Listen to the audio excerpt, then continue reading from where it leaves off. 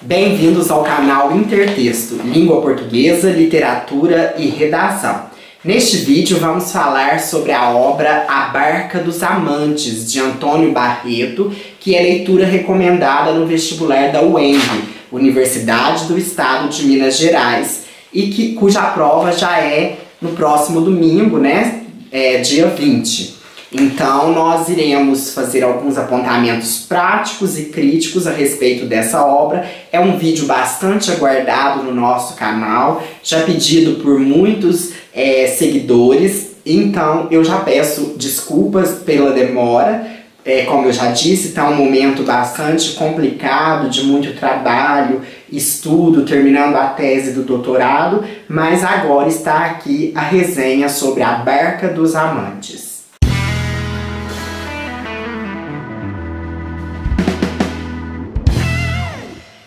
A Barca dos Amantes tem o subtítulo O Drama da Lendária Paixão entre Marília e Dirceu.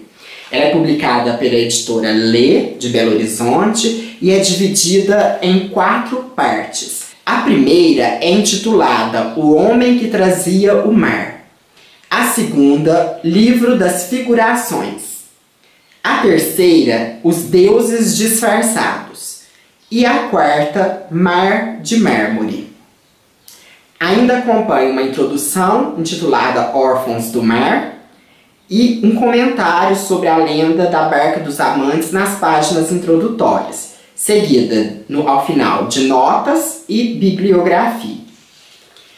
Vamos começar, como sempre, um pouquinho falando a respeito do autor, que é meu conterrâneo aqui da cidade de Passos, cidade que tem uma unidade bastante extensa, com mais de 26 cursos da Universidade do Estado de Minas Gerais. Passos é uma região do sudoeste mineiro, né, do sul de Minas, e que tem mais ou menos 110 mil habitantes, está a mais ou menos uns 400, 300 quilômetros da capital, e a sua atividade econômica é agropecuária, indústria de confecções, né, outras indústrias. Então Antônio Barreto saiu daqui. Recentemente, no dia 16 de dezembro, ele deu uma entrevista à jornalista Adriana Dias no jornal Folha da Manhã, em que ele comenta sobre este fato de ter uma obra sua no vestibular que ele jamais esperava, que ele sempre escreveu por escrever, que o ofício dele é escrever, que ele não espera uma consagração, um reconhecimento, mas aconteceu e ele ficou muito feliz. Depois disso, é importante falar que ele é formado em engenharia, mas cursou também História e Letras, né? Visitou África, Ásia e Europa a trabalho, né? Mas a sua veia poética literária falou mais forte, então hoje ele vive dos seus direitos autorais, da literatura. Há um vídeo no YouTube do programa da Rede Minas Imagem da Palavra, uma entrevista muito bacana com o autor. Então ele tem assim uma formação muito ampla, muito sólida, é um autor bastante competente em sua escrita. Então desde já também um abraço ao Antônio Barreto, que eu ainda não tive a oportunidade de conversar pessoalmente, já troquei alguns comentários no Facebook e tudo mais, mas ainda não tive o prazer de conversar pessoalmente e quero fazê-lo se possível. O livro conta a história de Tomás Antônio Gonzaga e Maria Doroteia Joaquina de Seixas, que são titulados pelo autor, Tomás Antônio Gonzaga, como Marília, sua musa inspiradora, e Dirceu, seu codinome. Essa história transcorreu-se em Vila Rica, que hoje é Ouro Preto. O autor ele tinha vindo recentemente de Portugal, onde concluiu seus estudos e foi trabalhar, né, como funcionário público, como se fosse hoje um advogado do Estado, né, naquela época do Império e da colônia, né, dos colonizadores, do rei de Portugal. Então, E ali ele conhece Marília e vai desenvolver esse amor, né? Um amor que vai ter que romper as tradições sociais, as tradições econômicas, né? As questões econômicas, porque naquela época as posses valiam muito, falavam muito para um casamento, determinavam qual mulher podia casar com qual homem, né? Então a gente percebe que a escrita é uma escrita muito interessante do livro. O próprio autor denomina ele como uma colcha de retalhos, né? É uma imaginação que ele faz de como teria sido esse amor entre os dois, mas muito salpicada de elementos históricos, né? Dessa história real que os personagens existiram.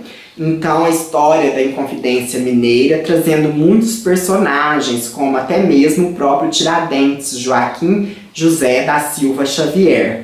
O Tiradentes, mas que ele não aparece como um personagem, mas é bastante citado. Joaquim Silvério dos Reis, Cláudio Manuel da Costa, que foi outro escritor Árcade, e também líder da Inconfidência Mineira. Então, a obra, ela transcorre, né? Esse momento, então veja, é um autor, é o Antônio Barreto, que é um autor pessoa, escrevendo sobre outro autor, que era o Tomás Antônio Gonzaga. Então nesse momento vai citar ali as cartas chilenas, que eram críticas que eles faziam à coroa, né, as pessoas, e o Chile seria a própria Vila Rica, que é um poema, um livro poemático muito importante do arcadismo brasileiro. Então, Tomás Antônio Gonzaga, essa escrita, ela passa no momento literário do arcadismo brasileiro. Mas a obra A Barca dos Amantes, ela é escrita numa figuração pós-modernista, numa transgressão ao estilo, numa transgressão às maneiras de se narrar, até mesmo um certo romantismo aí, mas que ultrapassa, tem uma figuração estética muito diferente, com essa colcha de retalho que ele cita. A narrativa começa em terceira pessoa com um narrador onisciente, mas logo em seguida, na segunda parte, né, ou no final da primeira, começa a se ter, o narrador começa a ser os próprios personagens. Ora a Marília, ora o Dirceu, ora a voz de um, ora a voz de outro. O enredo se desenrola com uma miríade de personagens, além dos dois, muitos deles personagens vultos da história da Inconfidência Mineira, como eu já citei aqui alguns nomes. Essa história se passa nos anos de 1700, né? Nós temos duas cronologias bem marcadas na obra, que é 1762, né? Quando, na página 27, Tomás disse... Aliás, o narrador em terceira pessoa diz, era o ano de 1762, quando ele veio a começar o curso. Depois também aparece a data de 1789, que é quando Tomás é perseguido e exilado para a África como um dos traidores da pátria, né, na Inconfidência. Então diz assim, na manhã de 23 de maio daquele ano de 1789, mal acabara de acordar, abatida, com os olhos vermelhos, fui avisada de que o negro Tomás, servo de meu noivo, me esperava no portão com uma encomenda. Página 108. Então o negro tem o mesmo nome do patrão, né, do dono. Vai ter a questão da escravidão ainda presente. Ele tem uma escrava com quem ele tem um filho, ele tem outro filho que ele deixou em Portugal, na África, né? Ou lá em Portugal, onde ele fez os estudos. Então é bastante problemático, né? Esse amor tão grandioso que ele fala também. O livro é baseado também numa pesquisa bibliográfica, numa pesquisa histórica com alguns historiadores. E um dos livros usados, dois livros usados, é o Romanceiro da Inconfidência, da Cecília Meireles, e até mesmo uma obra psicografada, né, que se diz que ela é ditada pelo espírito de Tomás Antônio Gonzaga, a médium doutora Mariluza Moreira Vasconcelos, de Penápolis, São Paulo. É uma obra chamada Confidências de um Inconfidente. É um romance bastante lido no meio espírita. Essa obra, né, que nós citamos, As Cartas Chilenas, que é falado no livro, o pseudônimo lá do seu autor, ele é chamado de Critilo, né? Então, a parte em que é citada essa obra, lá na página 63. Então, tem uma intertextualidade, um interdiscurso muito presente aí. Diz assim: várias dessas sátiras eram feitas também pelo amigo Francisco Bandeira, procurador da Junta de Arrematação, e por Cláudio Manuel, que sugerira a elas o nome de cartas chilenas. O intuito era dificultar ainda mais sua identificação, pois não poderíamos correr o risco de sermos presos por infâmia e calúnia. Além da historicidade da Inconfidência Mineira, tem a lenda da Barca dos Amantes, né, que é uma lenda que o autor Antônio Barreto usou para criar essa metáfora, essa condição literária para o livro. Ele diz, né, dessa barca que é uma barca em que se deve guardar os sonhos de um amor. Então ela é apresentada lá na página 78, que diz assim: então, como um bruxo das regiões inexploradas de meu coração, ele retirou de dentro da cartola uma pequenina nau de mastros dourados e velas púrpuras, dizendo: esta é a nossa barca dos amantes, Marília. Diz uma lenda antiga dos marinheiros nórdicos que quando duas pessoas se amam, nela devem guardar os seus sonhos, e quando o amor acaba, devem lançá-la ao mar, para que os deuses se encarreguem de conduzir aos amantes os sonhos que um não revelou ao outro. Assim, o amor voltará sempre navegando pelos mares ilusórios do passado, cada vez mais forte pela eternidade. É uma história linda, mas como poderei lançá-la ao mar, Tomás? Estamos tão longe dele e nosso amor não se acabará nunca, nem uma vez, não é? Se isso acontecer, querida, coloque-a nas águas do chafariz à frente da sua casa. Tenho certeza que os deuses virão buscá-la para renovar os nossos sonhos. Então, na página 78. Então, esse chafariz, né, quando a gente visita Ouro Preto, eu visitei recentemente, então a gente vê esse chafariz ainda, a casa onde morou Maria Doroteia, a casa onde morava Tomás Antônio Gonzaga, que era uma casa do governo, né, e de onde ele havia sempre, né, ali indo à fonte e tudo mais. Então, quando a gente lê o livro, quando a gente conhece as ruelas de Ouro Preto, toda a historicidade de Ouro Preto, a gente se sente também mergulhado nesse cenário, a gente fazendo essa passagem por aquela cidade. E nessa perspectiva dentro da obra, são citadas 3 igrejas, né, que são as igrejas de Ouro Preto, são muito famosas pela sua grandiosidade, pelo estilo barroco mineiro, né. Então, na primeira, na página 60, fala sobre a igreja de São Francisco de Assis. A segunda, na página 70, fala sobre a igreja de Santa Ifigênia dos Negros. Depois, a terceira fala sobre a igreja do Pilar dos Nobres, na página 84. E por fim, uma citação muito importante, a citação do degredo, quando Marília descobre, né, e quando o Tomás já escreve a ela dizendo que está sendo degredado, exilado para a África. Por enquanto, Marília, estamos presos na tormenta dos dias, ou nesses mudos dedos da madrugada, e sei que todas as vidas começam com as mesmas palavras, mas terminam com o mesmo cansaço. Devo ser degredado para Moçambique, na África, a 6.000 milhas náuticas de distância, sem poder receber visitas, talvez por 10 anos. Não se desespere. Então, a Marília acaba falecendo, né, sozinha, diz que ela terminou bastante solitária, é uma história bastante imaginativa. Então, falando a respeito dos comentários críticos que podemos fazer, ela é uma obra muito bem escrita, né, que rompe aí os paradigmas da linguagem, o estilo linguístico literário, com o pós-modernismo, né, então ela é muito válida. Novamente, a gente tem que parabenizar o Weng por trazer uma obra de um autor mineiro, fazendo com que a literatura das Minas Gerais fique conhecida em todo o Brasil.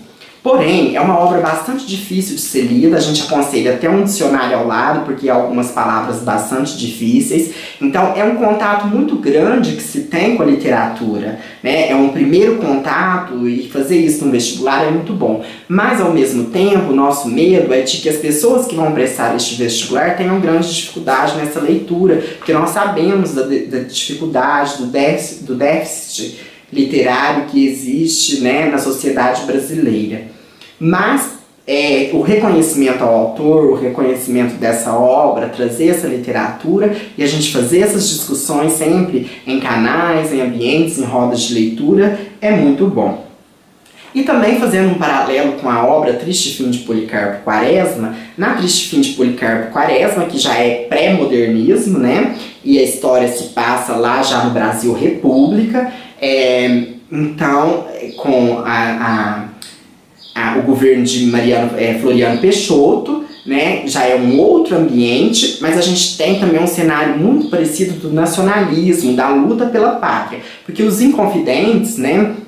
Eles estavam falando a respeito também dessa nacionalidade, dessa busca. Então a UENG quer trabalhar, além de trabalhar, como nós falamos, a história nacional, a identidade nacional, a formação do povo, os valores nacionais, a cultura nacional. Acho que vai cair muita coisa a respeito dessa cultura brasileira, né? Quem é o brasileiro, como é o governo brasileiro, né? A colonização, a transformação do nosso país no que ele é hoje, que veio lá desses movimentos anteriores.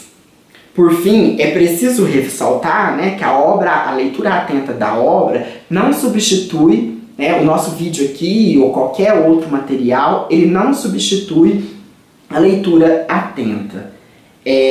É bastante interessante este livro, é bastante comentado, né? É uma leitura gostosa, fácil de ser lida, né? Quem se aventurar por uma leitura bastante atenta vai fazer uma interpretação bastante criteriosa, bastante cuidadosa desse livro e com certeza fará um bom vestibular. Nós queremos que vocês leiam essa obra, ainda há uma semana, eu li ela em 2 dias, então dá tempo de ser lido. E esses comentários, eles ajudam no sentido da gente ver essa obra nessa grandiosidade, nesse marco desses 2 personagens tão importantes, né? É até uma forma também que pode ser abordada no vestibular de trazer a história da literatura nacional. Porque assim como no Triste Fim de Policarpo Quaresma, há ali a citação da biblioteca que ele formava com os nomes, com os autores nacionais, ele também por hora queria se prospectar nessas leituras. Aqui também há uma leitura, né, um incentivo da literatura nacional do movimento Arcade, lá nos anos 1700. Então, a gente reconhecer esse movimento Arcade, o que foi, essa história romântica que perdurou e que tematizou essa obra de Tomás Antônio Gonzaga, que é um marco da literatura nacional, então, nascente, né? Bem nascente. Para finalizar, eu gostaria de dizer que eu fiz um material em PDF, que inclusive traz o scanner em partes dessa matéria jornalística, da jornalista Adriana Dias, na Folha da Manhã, e eu vou disponibilizar num drive, né, que vai estar logo abaixo aqui na descrição do vídeo. Peço que você leia, que você faça essa leitura, e se você gostar, se você quiser contribuir com o nosso canal, nós fazemos um trabalho totalmente voluntário, mas nós precisamos crescer, aprimorar. Nosso próximo objetivo é comprar uma câmera melhor e um dispositivo de luz para facilitar e um microfone para facilitar as nossas gravações e melhorar a qualidade dos vídeos. Então, se você gostar do material, sem compromisso algum, sem obrigação, o material vai estar lá livre para você, você faz uma contribuição na conta que está lá.